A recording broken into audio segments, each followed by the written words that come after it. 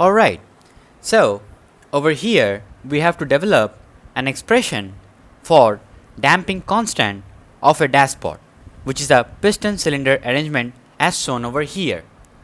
So in order to determine the damping constant of a dashpot using the shear stress equation for viscous flow, so we will basically use the shear stress relation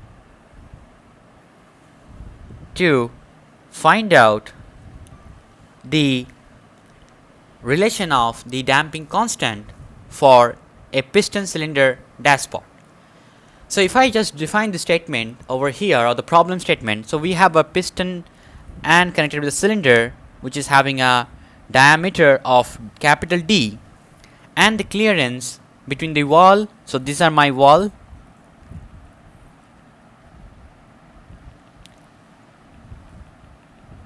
so the clearance between the cylinder and the wall is filled with viscous liquid of coefficient of viscosity is given as mu, and this particular distance is given as small d. So let us consider, so from this particular distance, let's say, so this is my center or the radially centered of the cylinder. If I consider this as the direction of y, and in any given y, let's consider a small elemental y or a small elemental dy, a small elemental column of liquid. So it's a cylindrical fluid element of thickness of radial thickness of dy, right? Now at a distance of y from the moving surface, or maybe I can consider the y from this moving surface as well.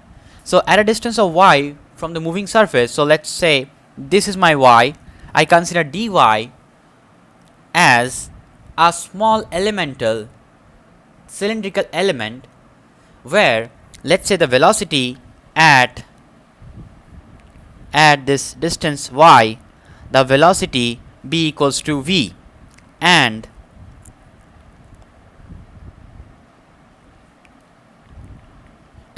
the shear stress b equals to tau, and let's say at the distance y plus dy, let's say the velocity becomes, so it is moving towards the wall, so the velocity should decrease and it becomes equals to d minus dv, let's say that, right? And the shear stress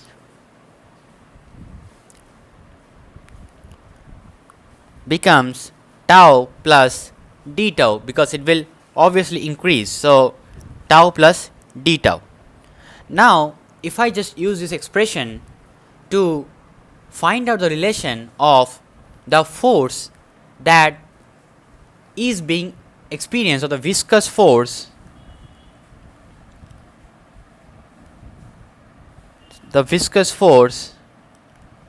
experienced by this annular ring, so by this annular ring, so we consider an annular ring over here. So let me try to find out that what is the viscous force that is being experienced by this annular ring, so that I can write an expression of this viscous force as the area of this annular ring, or the cylinder that is present over there. So this is the surface area of the cylinder, and if I just multiply it with the change in this shear stress, right? So that will give me the expression for the viscous force, and which I can write this expression also as pi capital D L, which is the surface area of my cylinder, multiplied with, now I'm dividing it with dy, and then again multiplying with dy.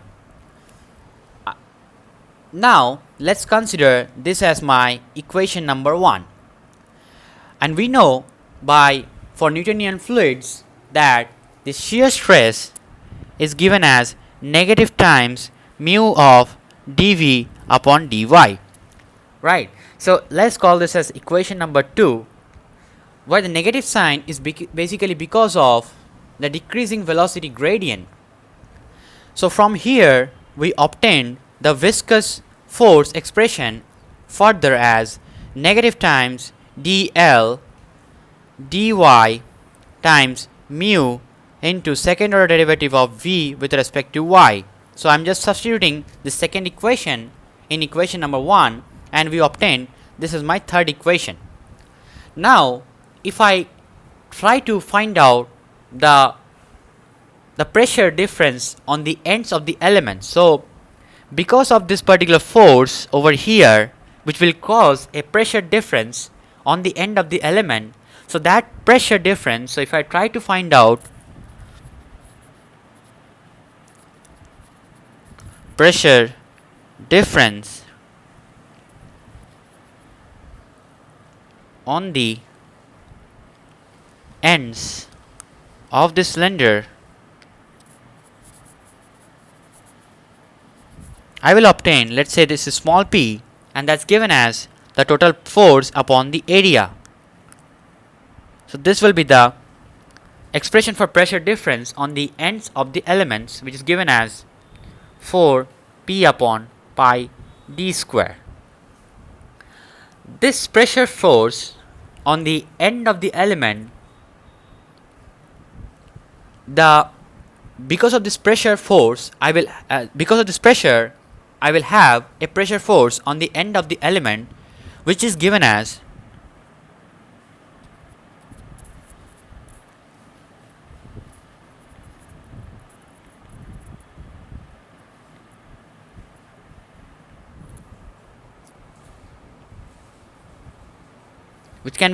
the pressure multiplied by the area of the ring. So this will be giving me the the result for pressure force on the end of the element, which I can write as 4p times pi d square into dy. D will cancel out, so I will have only one d in the denominator. Now this particular area actually denotes the annular area between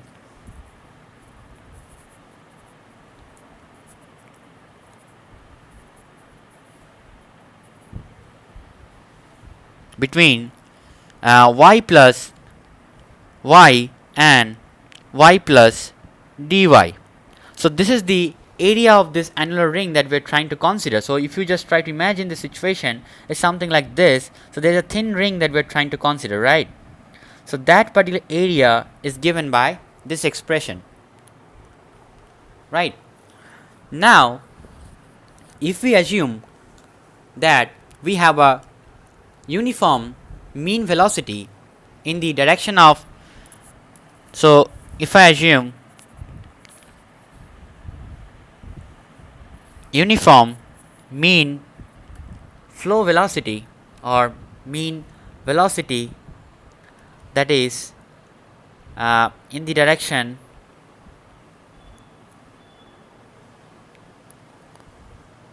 of motion of the fluid, then I will have net force equals to 0, which implies that the acceleration would be 0, and I can relate the two forces, this particular pressure force with the viscous force. So I can relate, and let's call this as equation number 4. So from here I can relate the 4 and the third equation, and I can say that 4p upon pi d dy, that is my pressure force, is equals to the viscous force.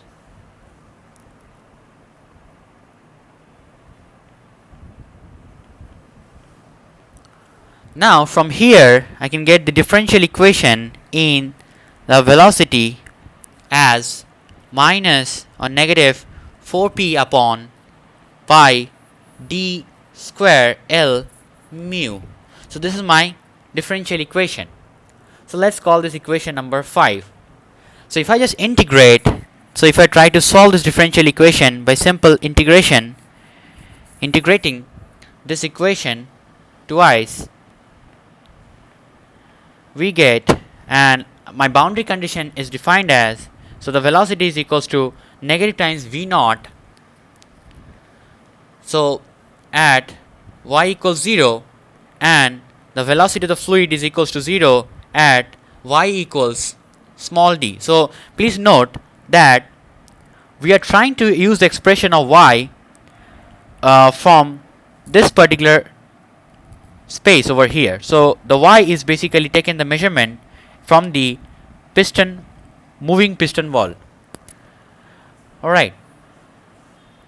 So this is my boundary condition. So if I just put in and try to integrate the results, I will get the velocity expression over here for the fluid at any general distance y as 2p upon pi d square L mu into yd minus y square minus v naught times 1 minus y upon d. So if you just plug in the boundary conditions, you will be going to get this as my velocity expression at any distance y.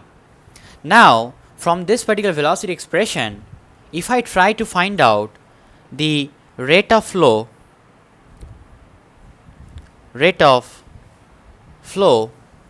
through this clearance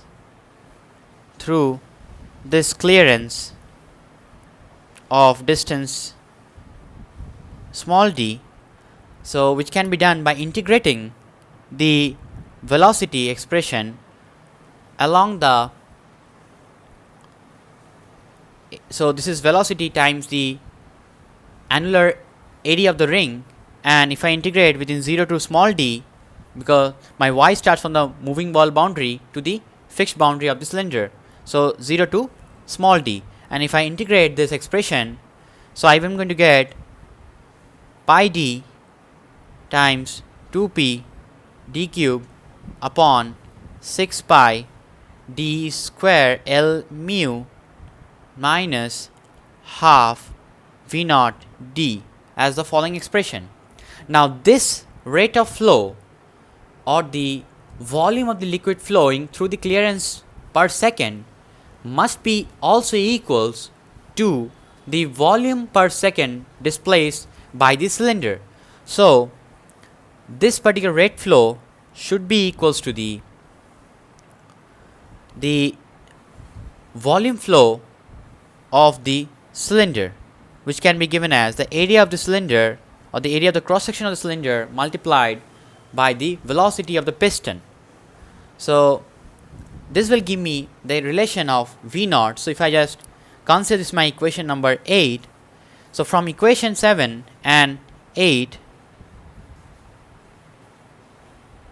I can get a relation of relating the force P as 3 pi d square L times 1 plus 2d small d upon capital D whole divided by 4 d cube multiplied with mu into v naught.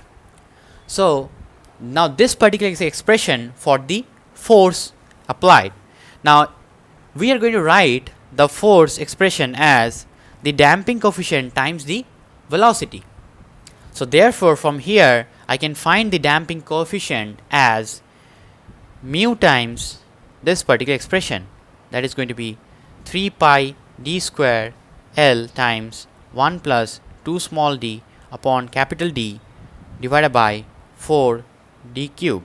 So this is going to be the relation for the damping coefficient for a piston cylinder arrangement in a viscous fluid. Thank you.